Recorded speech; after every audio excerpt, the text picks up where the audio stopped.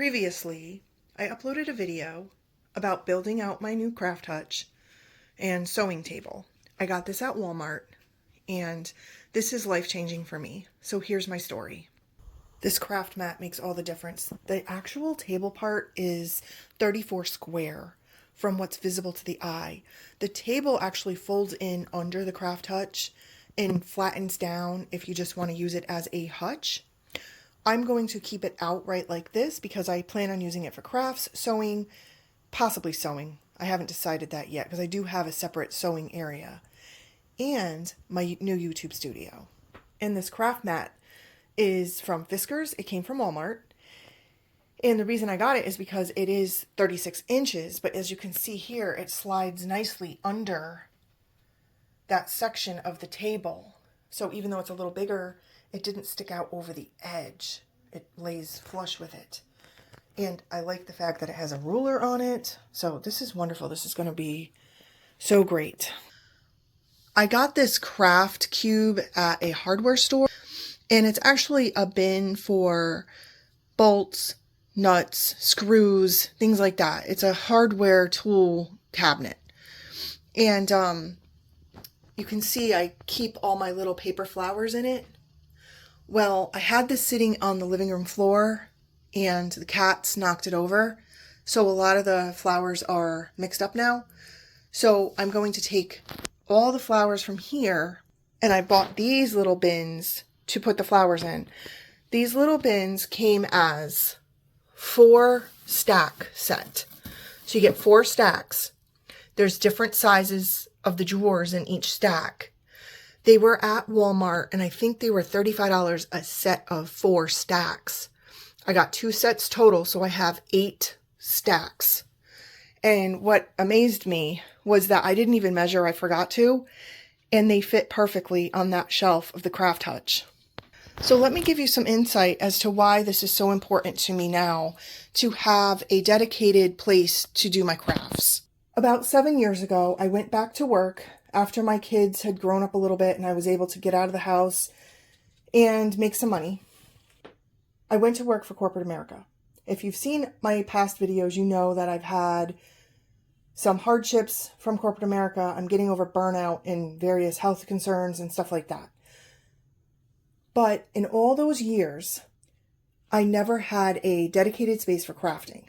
And why this is so important to me is because I became a life coach a couple of years ago, and I uploaded a video about that and about how when I did my own life wheel, I realized the part I was missing from my life was my hobby, which is crafting. I do a little bit of everything. I do a little bit of jewelry making. I do greeting cards. I sew a little bit. Anyway, I haven't done it in years because I was so busy working. And because I was so busy working, I was burnt out from life in general.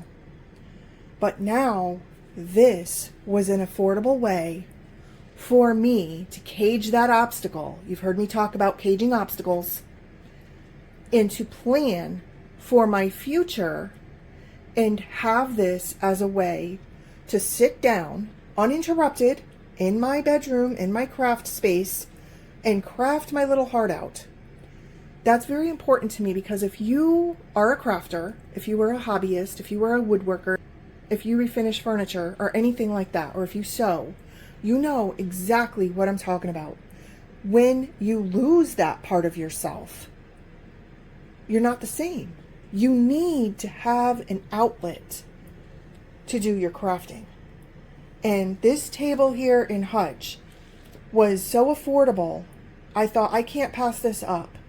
So I took the prior table out of here that I used for my YouTube videos, and I replaced it with this. So now I can sit here, I can make my crafts, I can also do YouTube videos here, and I'm so relieved. It's like a relief to have this space. This cabinet, if you saw my prior video, you know it's like $150 delivered. Amazing. I mean, I did have to assemble it myself, but $150 to sit here and enjoy doing my crafts. I've taken all of these little acrylic drawers off of the shelf. First, I'm actually going to unwrap the little drawers because they're all wrapped in this plastic film. And then once I do that, if you see here, all of the drawers are actually different sizes. Some are this size here. Oh, these are upside down. So this one has several different sizes in the same stack. Like these are bigger than the top drawer. And then other stacks have the same size drawers. So I'm going to organize these first and then start sorting the flowers. Another thing I just noticed as I was unwrapping the little drawers, each stack has a different amount of drawers. So like this stack here has 1, 2, 3, 4, and they're all the same size. So I have 2 stacks like that. And then these stacks have 6 drawers. So there's 1, 2, 3, 4, 5, 6. And all of those drawers are the same size. And those I have 2 of as well. And these are the drawers with the smaller drawers on top and the larger drawers on the bottom. And I have 4 stacks like that. So now I'm going to arrange them on my shelf the way I want them by size. So what I'm doing here is I think I like having the drawer, or I like having the stack of 4 on each end. And then next to it, I'm going to do the stack of 6. And next to that, I'm going to put 2 of the stack of 5s.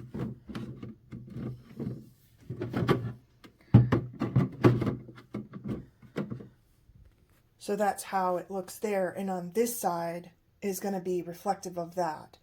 So starting with the stack of 5s, I'm going to put those in the middle.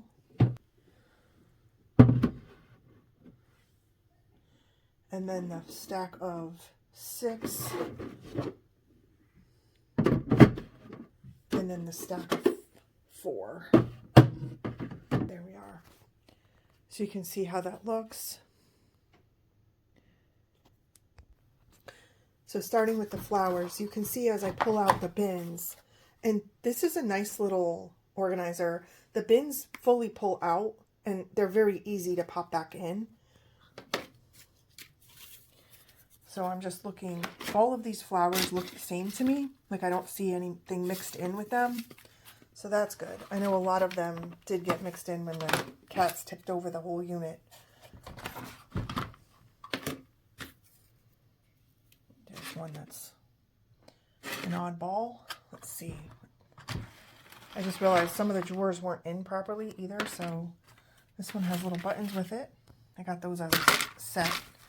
Came with the colorful flowers and the buttons to match. Some of these got loose in the back there. So there's actually 40 drawers total.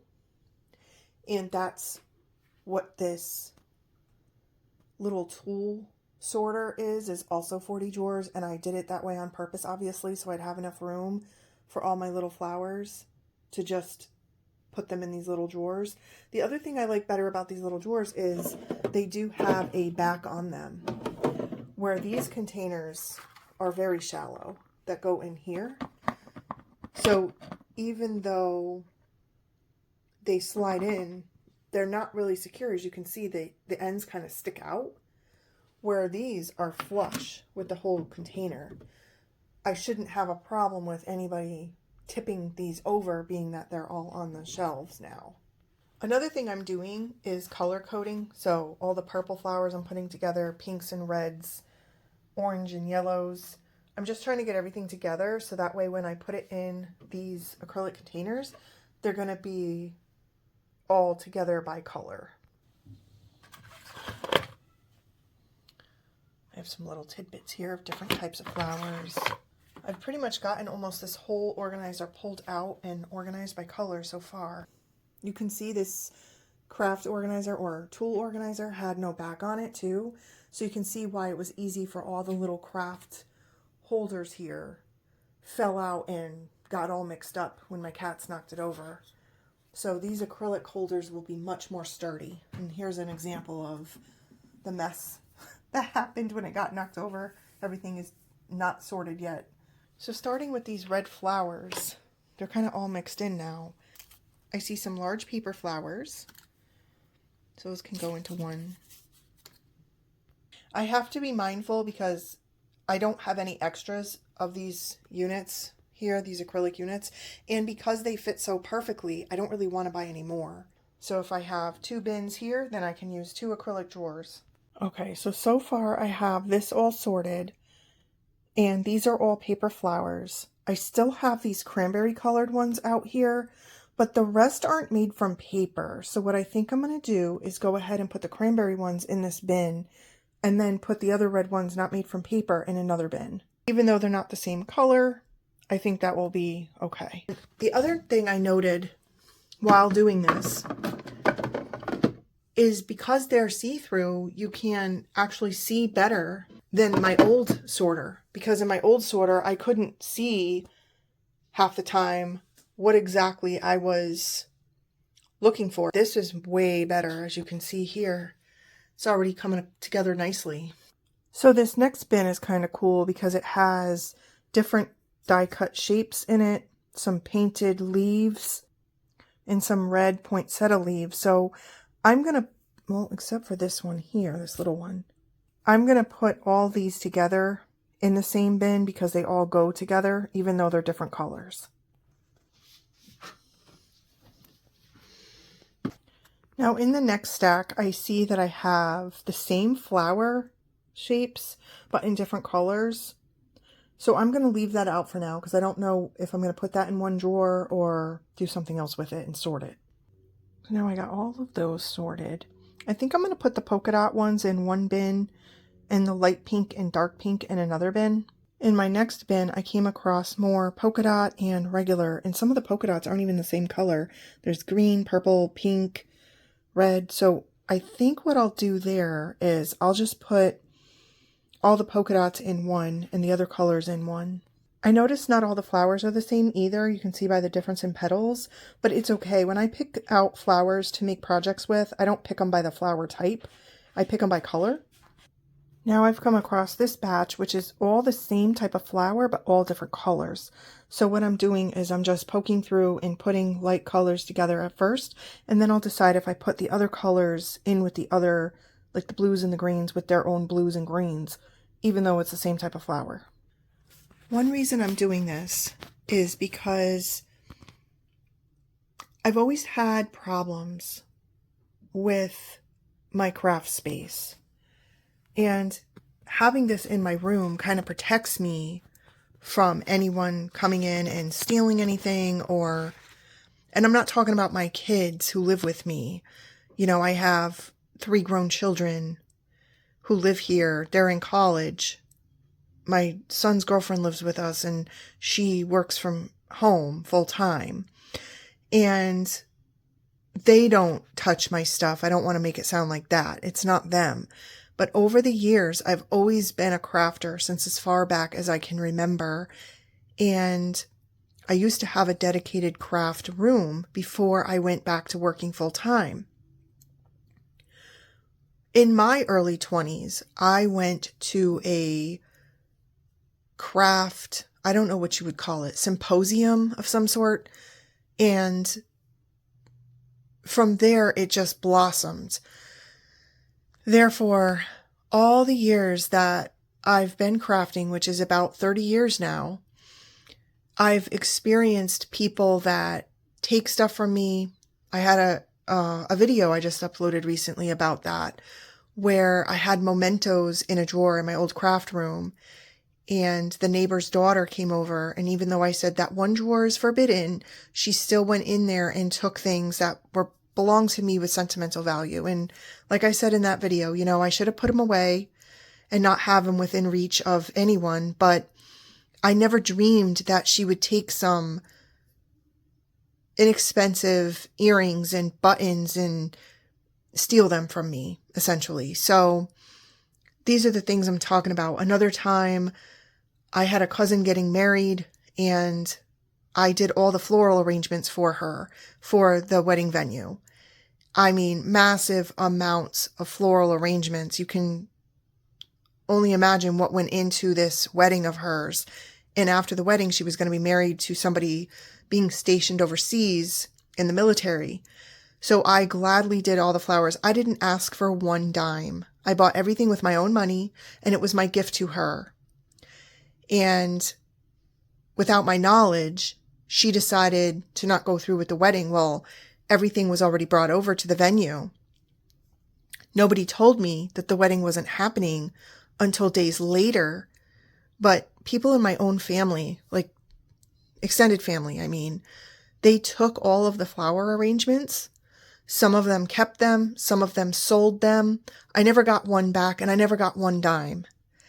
And this is the type of stuff I'm talking about, and why this here is so life-changing for me, because it's my own space, it's in my bedroom, and it's finally a place for myself to sit here, relax, do some crafting, and I no longer have to worry about anybody coming into my home, taking anything from me. And if you're a crafter, you may know what I'm experiencing, or you may know what I've experienced in the past, and maybe you feel the same way, but this is such a game changer for me, to be able to get out all of that energy I have and start creating again. It just means the world to me. When I first got to this container, I thought they were the same as these. But if you look, these have a green center and these have a pink center. Here's one already done with the little pearl in it. I chose to keep all these in the same bin because they all have that pretty green center in the flowers, even though they're different colors. As I clean up the bins, I'm just stacking them on top of the tool sorter for now. Some people find this probably tedious, where I find it relaxing and therapeutic.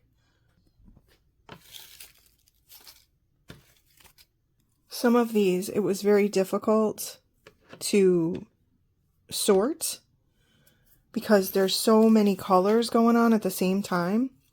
But I narrowed it down between these blues and then one of its own containers for the aqua. I made the mistake of pulling them all out at the same time, and now it was a little difficult to figure out. They were all going back in crooked, but I figured it out. The track is just under the one above it. I've actually managed to stay ahead of the game, and I have more acrylics that are empty versus the ones that I have sitting here that are full. I also just discovered something, which I didn't know before. So I missed green after blue. I had to move all the drawers down and compensate for 2 drawers of green. And in doing so, I made a happy accident. Once again, I put the drawer in the wrong slot, and I realized the drawers are interchangeable as well. So here we have a large drawer on the bottom and one on the top, just by moving around the 3 middle ones. This definitely turned out better than I expected. I think it looks so pretty. The next thing I'm going to organize are all of my scrapbook papers. But I can see here it's a perfect fit. To think I bought these to make scrapbooks for my kids, and I never even opened the packages. It's really a shame I never got to do any of this. I have a few pages made.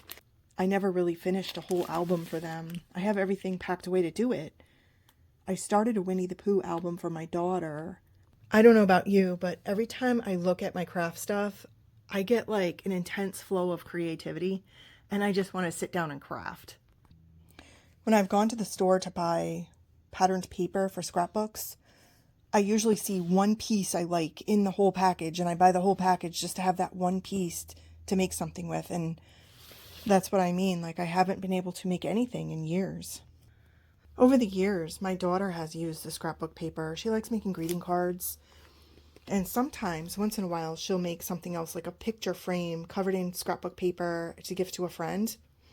But I have such a cute stash of little kid-themed paper. I really need to get those scrapbooks made for them before they end up moving out of the house on me, and I haven't done it yet. Just go ahead and organize all kid-themed and baby-themed paper. I did not measure before I put my scrapbook papers over in my new cabinet, and I can't stress enough how important it is to measure before you do anything to make sure that, you have room for everything. But look at this. So this is embarrassing. My son just came up here and he goes, "Mom, what are you doing?" Because I was under the table putting all my scrapbook paper away. He says the table folds in and down. You don't have to go under the table to put your scrapbook paper away. You can just push the table in. For goodness sakes. This is how big the craft space is when it's all the way out. I also have these baskets that came in a rolling cart that I found at like a TJ Maxx. And the cart actually fell apart. So I saved the baskets and I'm going to put them on the shelf underneath the desk. That's also a good fit too. And if you noticed, the hardware on this cabinet is gold and the baskets are gold with a linen lining. So in those baskets, I will put my hot glue gun and glue sticks, my embossing gun. My powders are in a different drawer downstairs where all my craft supplies are. I did a video about that a while back where I have an entertainment center in my living room, which houses a lot of my craft supplies. But those baskets I can definitely put things in that I need at my fingertips. Inside the cupboard are these nice shelves. They're actually big enough for scrapbook paper, but I'm going to just put colored 8.5 by 11 cardstock to make greeting cards. Now I just have to put this back together. When I had my flowers in this setup here, I couldn't really see without pulling the drawers out of what was in them. Like I can now with the acrylic drawers, I can see right through them. But with this sorter, I couldn't. So if I were to use a sorter like this in the future, I would definitely label the tabs. The plugs on here are also very generous. I can have my table lamp, I can have my tart warmer, I can have my cell phone plugged in, and I can have a heat gun or a hot glue gun running at the same time. Plus, look at these little chargers. I mean, this is fabulous. Like I also said in the beginning of this video, this will be my new YouTube studio where I sit and have my own long talks. I'm so grateful to have this opportunity. I'm so grateful for the price this was so I could afford it. And I'm so grateful to have my very own craft space dedicated just for my sanity. You know what I'm saying? Like, we all need a bit of sanity today. And I just remember my grandmother, you know, she was a sewer. She was a seamstress. She made quilts. She made all kinds of things. Beautiful doll clothes, people clothes, you know. She sewed my skirts and things when I was growing up. And the thing is about that, she had a spare bedroom in her home. But she had so many people in her life. She never did things for herself. She would have absolutely adored this. And, you know, she passed away years ago, but the one thing that makes me really sad is thinking back to when I was a kid and her spare bedroom was in use all the time, whether it was the great grandmother that came to live with us, or it was my uncle and his new bride that came to live with us, or it was a cousin that came to live with us. There was always somebody living there in the spare bedroom, and she never had a craft space of her own. She would literally put her machine on top of the kitchen table when everybody left after breakfast, and she would clean it off, dry it off, and set her machine up on top there. And then she would sew, but it never failed because of the amount of people we had in our family. She never had a moment peace to herself. Every time she set up that machine on the table, a bunch of people would walk in. They'd want to have coffee with her, and that's great. I mean, that's wonderful, you know. It's good to have a lot of friends, a lot of family that adore you. And for my grandmother to live her life and to do for everyone else and to never ever have that moment of peace, I can't imagine how much that must have driven her nuts. It's not just about crafting. It's not just about sitting here by myself in solitude. It's about the sensory of it, the colors, the scents, the brightness. It incorporates everything into my life that I love. Thank you so much for watching today. I hope you got some useful information out of this video. Until next time, take care.